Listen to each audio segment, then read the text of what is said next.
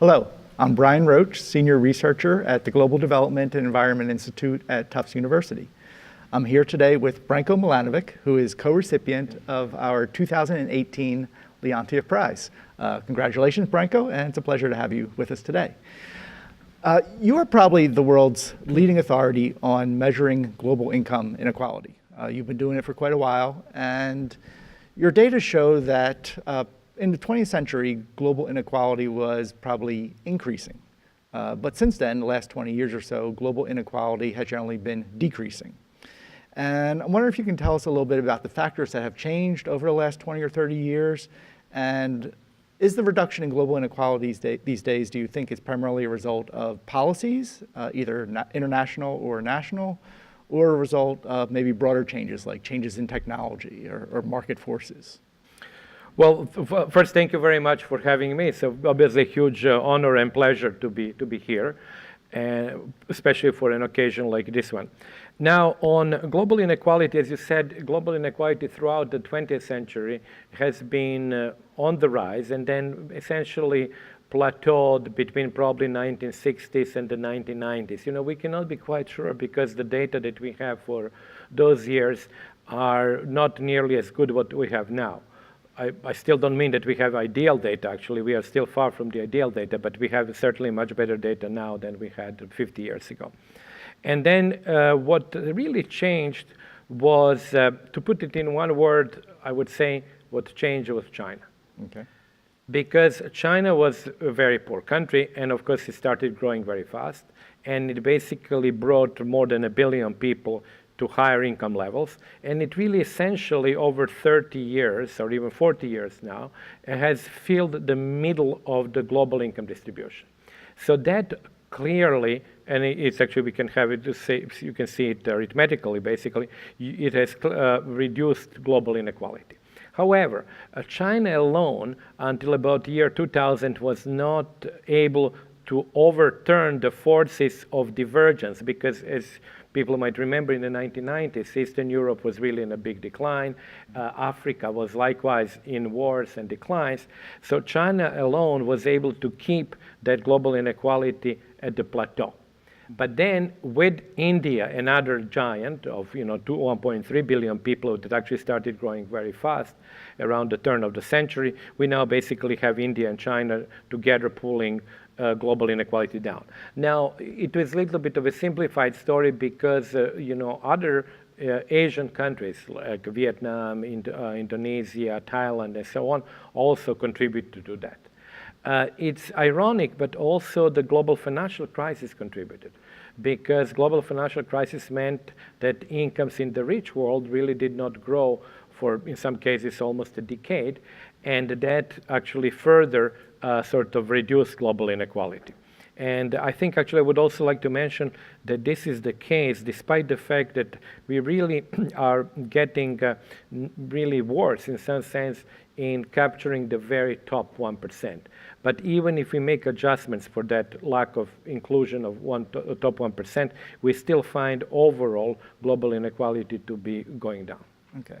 And hopefully we won't have another global financial crisis Right. to further reduce inequality. And given that economic growth in China and India is slowing somewhat, do you foresee that economic inequality will continue to decline in the future, or might we go back to the forces during the 20th century? You know, I think actually when you sort of project it with, obviously like all projections, we basically start with what we know now and then assume that things would change, at the margin. For example, China probably would not be able to keep, as it did actually over the last 40 years, keep almost a 9% average growth rate. It probably will go down to 6%.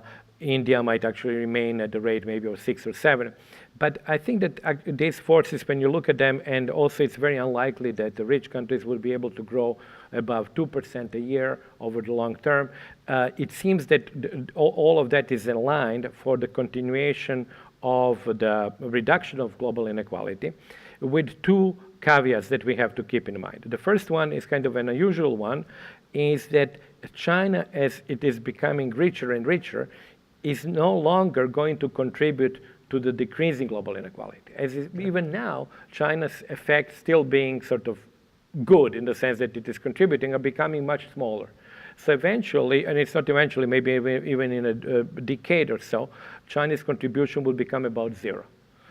And so if China continues being sort of growing and becoming richer, there will be a point where the distance between China and Africa would be sufficiently large so that China becomes a contributor to global inequality, even if China is becoming more similar to the Western Europe, for example, or the United States. So that's one caveat, is actually China's role, because of its own very success, is going not to be an inequality detractor, but to some extent might become contributor.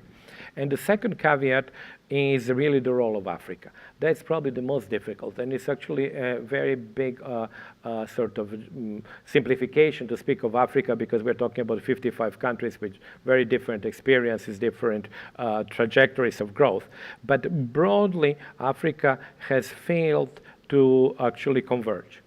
And if Africa remains sort of left out of the convergence process, and on the other hand, that's the continent with the largest increase in population, we might actually end in a situation where Africa becomes a significant contributor because of its sort of backwardness, in some sense, contributor to global inequality, and that could be the second caveat. But I mean, short of these two caveats working in the direction that I mentioned, I think we should be in principle optimistic that even if there is no, assuming that there is no significant increase also within national inequalities, for example, in the US, China, and India, and so forth. Right. Okay. When you look at the data on global income groups over the last 20 or 30 years, and here I'm referring to your elephant graph. Right. Where you show that there are two groups that have primarily benefited from the globalization in recent decades, and that is the global middle class, right, mainly in China and India, and the global elites, the very wealthy. And then two groups have kind of been left behind by globalization, and that's the very poor, mainly in Africa, and then the middle class in rich countries, mainly the United States, which might help explain some of what's going on in American politics these days. So when we look at the effects of globalization, we have clear winners and losers, or at least those who haven't gained. Can we try to implement policies that make the benefits of globalization more evenly distributed? Should we do that? Can we even do that?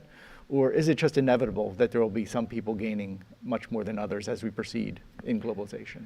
Yeah, actually, I'm of course glad that you mentioned that, Brian, because of course the so-called elephant graph has received quite a lot of publicity, and I think partly because of that particular group, which actually attracted most attention, and that was really absence of growth among the lower and the middle class in the United States, but not only in the United States. It is a broader phenomenon. If you actually look at the groups that really have not done well, you have in that particular range of income, you have 70% of people there who are from the so-called old OECD countries, which means they're not including East European countries and Chile and Mexico and so on. So really old rich countries, if you will.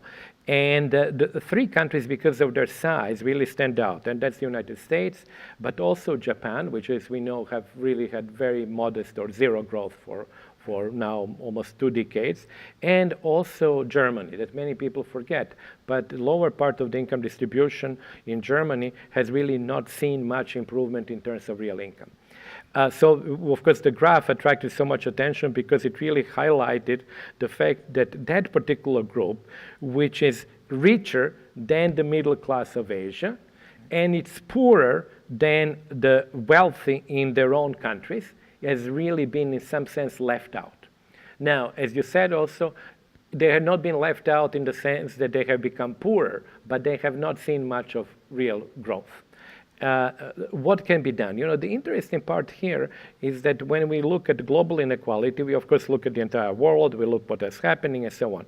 But the world has no government. The world has no governors. So there is no addressee to whom you can say, well, I've been affected by globalization, I would like to talk to somebody global. Well, that guy doesn't exist. So then essentially you have to talk to your own governments. And that's where the sort of, to some extent, maybe dichotomy between the global forces that affect, you know, your wage, my own wage, the returns to capital, our jobs, whether we would get unemployed or not, are, of course, as I said, global. But when we are affected by them, we really have only national governments to take care of it.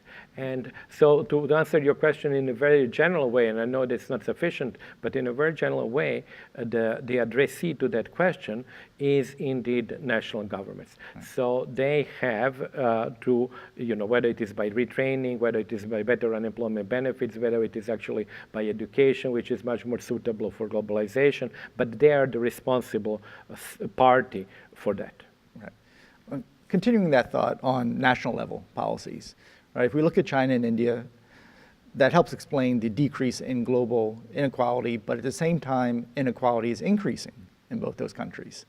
And some people have referred to this as evidence for the Kuznets curve hypothesis, right? That as countries develop, it's inevitable they will go through a period of increasing inequality. So first I want to ask you, do you think that's inevitable, that as a country rapidly develops, it will have to go through a period of increasing inequality? And then going back to policies, what kind of policies can a country institute so that people are also, so that everyone is pulled up? I'm very glad that you asked this question, because in my book, Global Inequality, I have to some extent, I think, sort of, if I may say it so, rehabilitated or tried to rehabilitate Kuznets curve. Okay. Kuznets curve has, as you know, in the beginning, I mean, when he was defined, 1955, had really a period of maybe 2 decades where it was generally considered really the essential tool for understanding what's happening to inequality, despite the fact that really we didn't have that many data. And then there was kind of a little bit of a disappointment with the Kuznets curve, but I think now with more data, I would actually say that we find more evidence that I would not say increase of inequality is inevitable in development, but we do actually find that countries, for example, China, I think is a perfect example, and I'll come to that in a moment, but also Brazil. Mm-hmm. So they're the countries where actually have had a very large increase in inequality during the process of movement from being predominantly agricultural, or in the case of China, of course, rural, or socialist or communist, to becoming urban, industrialized, and in the case of China, becoming de facto capitalist country. So we see that really large increase of inequality, and of course, it's interesting also for people to know that China now has an inequality level which is higher than the level of the United States. Mm-hmm. But in 1978 or 1980, when both China and the US were at their respective trough of inequality, mm-hmm. China was obviously more equal than the US, and of course many times poorer, but inequality in China really skyrocketed. Right. Going to the United States, where we have quite high level of inequality, some progressive politicians advocate for, say, increasing taxes on the rich as a means to address inequality. And I've read that you're not a particularly big fan of increasing taxes on wealthy. So given particularly the political climate today in the United States, do you think there's anything we can do to reduce inequality? What specific policies might you suggest? No, I'm not a big fan. I don't think that actually that the middle class in the U.S., and I think most Western countries, feels, and that's what really, if you look at the electoral results show, they actually believe that they are paying a maximum tax that they can afford to pay. I think the tax rates, and especially in the United States, but elsewhere, on the very top, 1%, or even actually low, I mean, even richer people than 1%, are not as high as they should be. And as we know quite well, anecdotally, because we discovered from time to time when Mitt Romney was running, he was paying 12% tax rate, Trump 0%, because they, of course, have to reveal the taxes. But they are not the only people who do that. Actually, many rich people pay almost no taxes at all, or very small taxes. So I believe there is lots of scope there for going after the different loopholes, the different types of low taxes on capital, and so on.